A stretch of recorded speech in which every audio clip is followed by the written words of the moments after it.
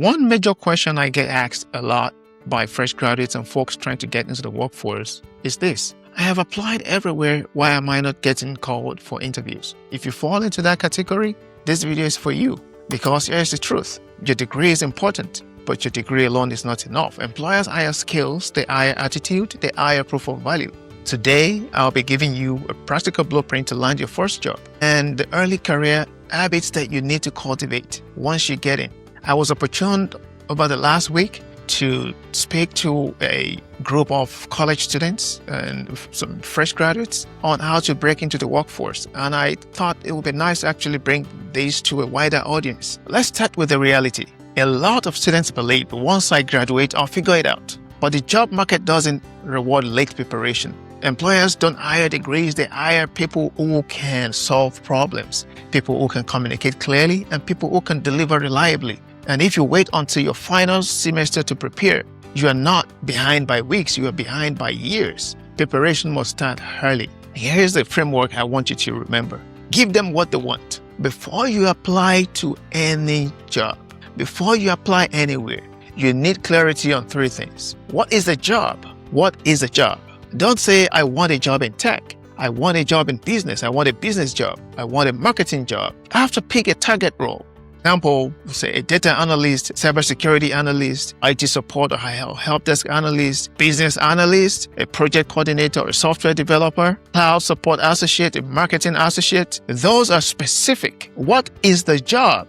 And when you pick that target role, your preparation becomes focused. And that is actually a competitive advantage for you because it makes you focus on what you need to prepare for.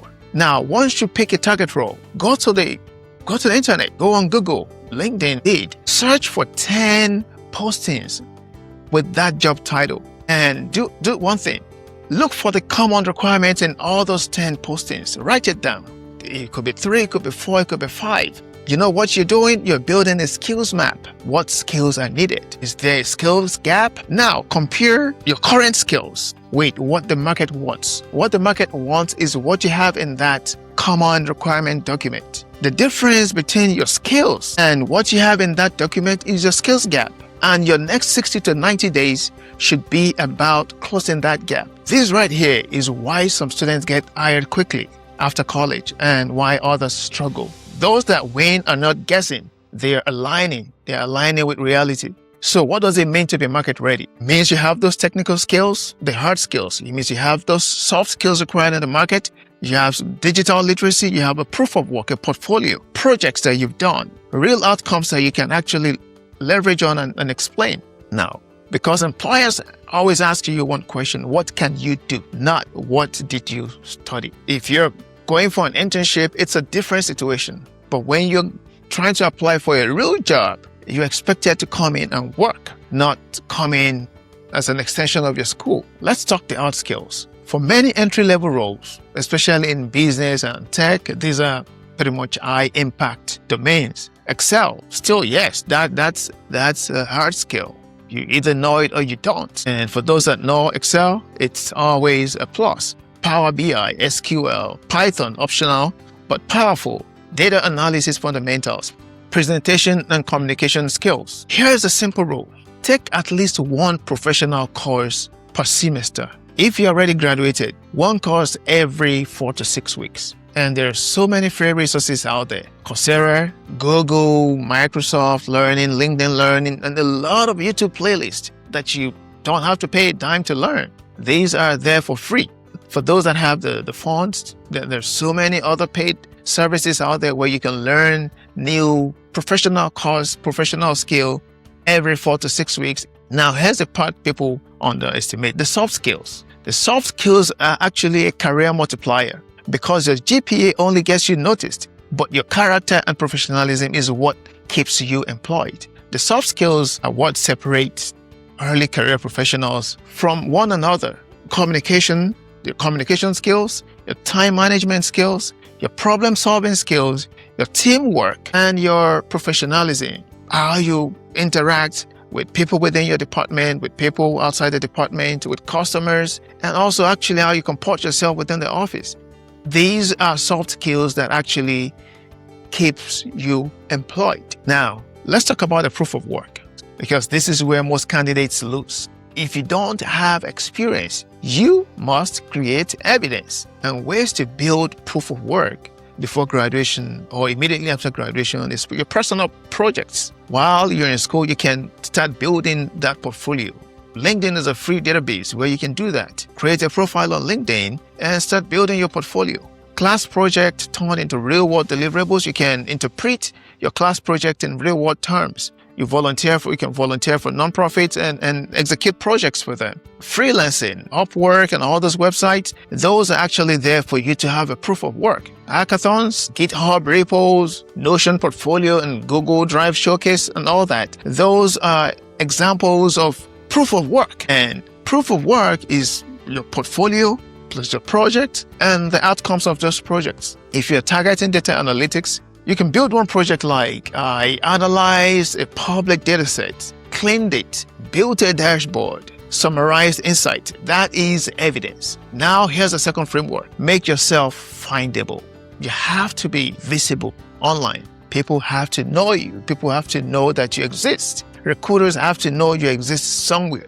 Your LinkedIn and your resume should reflect the role you're targeting. That role that you picked up there, your LinkedIn and your resume should reflect it. LinkedIn is a search engine, as you already know. Recruiters search by keywords. So your headline should not be student at University of Kentucky, student at University of Idaho. It should be aspiring data analyst with SQL, Excel, Power BI experience. And then you have some links to your portfolio on your LinkedIn profile. LinkedIn is a search engine.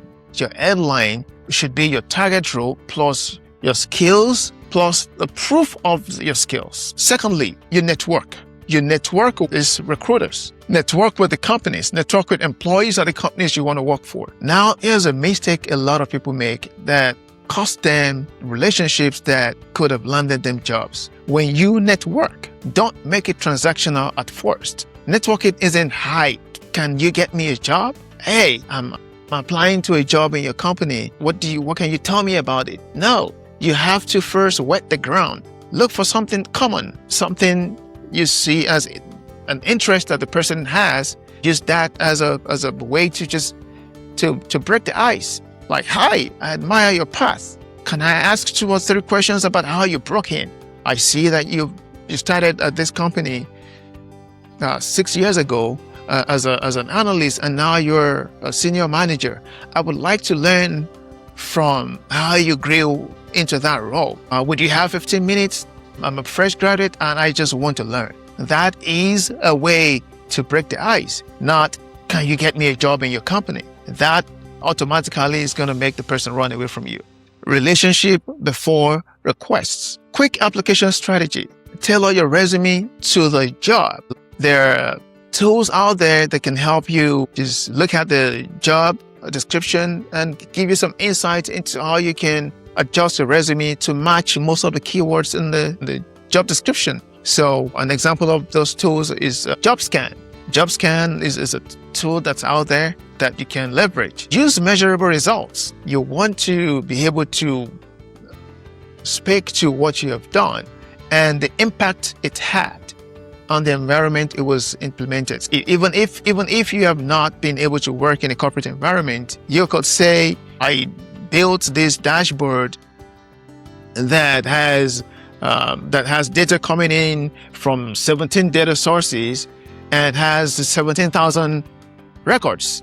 And the insight I was able to get from the dashboard was that out of the 17,000, 6,000 of them had these 4,000. You have to be able to use measurable results and not just theory.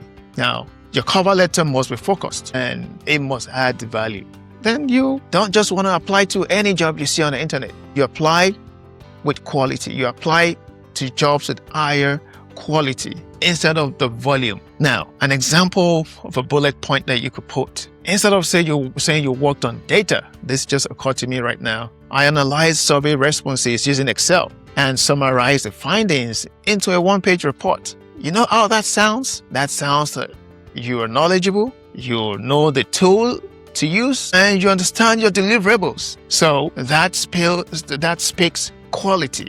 That speaks that you have something to prove. So you've been able to tailor your work to be relevant in the public domain, not just on your computer. Now let's talk about staying employed. How do you stay employed? Because getting hired is just one step. How do you stay employed once you get in? As early career professionals, you have to stay valuable. Now, show up, follow through, communicate early if there's a problem. Be reliable. Secondly, volunteer for work. Don't be too exploited, but learn and trust your leaders. Always ask, I'm done with what you asked me to do. Is there anything else I can help with? This makes your manager, your leader feel really trusted, and they in turn will start trusting you. And every time somebody hire there, ask them, do you have anybody that can work on this for me? That person that will come to mind. And you know what that does? It takes your name higher up. The senior director or the VP that naturally would not even know you now knows your name. Your name starts coming up in conversations. That is a good way to stay employed. Those will be your advocates when you need a promotion. Deliver before deadlines. Understand your deliverables. Ask questions early, not late, so you can deliver before the deadlines. Speed plus quality builds reputation. Ask the questions. Ask those questions. Ask the best questions from a place of knowledge. I mean, obviously, how can I support the team better? Every manager wants to hear that. What in other ways do you think I can support the team? What other things do you think I can learn that the team can leverage immediately? What skill set do you think we need on the team that we don't have right now that I can learn? I'm a quick learner. Reliability builds trust, and trust opens up opportunities for you in the workforce. If you want a simple action plan, here it is. Over the next 30 days, pick a target role, update your resume, target one new training that you want to take after you pick that target role, optimize your LinkedIn, and over the next 60 days, apply to 10 to 15 quality roles. You can find some on Indeed, you find some on the specific company websites, and you can have like 5 informational conversations, meaning with recruiters, just to get to know, and also sort of networking messages that you send to people at those companies. You can have conversations with people, and then while you're doing all that, you're building a project you can showcase if you don't already have one. Now, within 90 days, you should have completed a project you can showcase on your LinkedIn profile. You publish it on the profile and you start interviewing with confidence. Preparation creates opportunity. If this was helpful to you, here's what I want you to do. Comment below with your target role, and I'll tell you the top 3 skills that you should focus on first.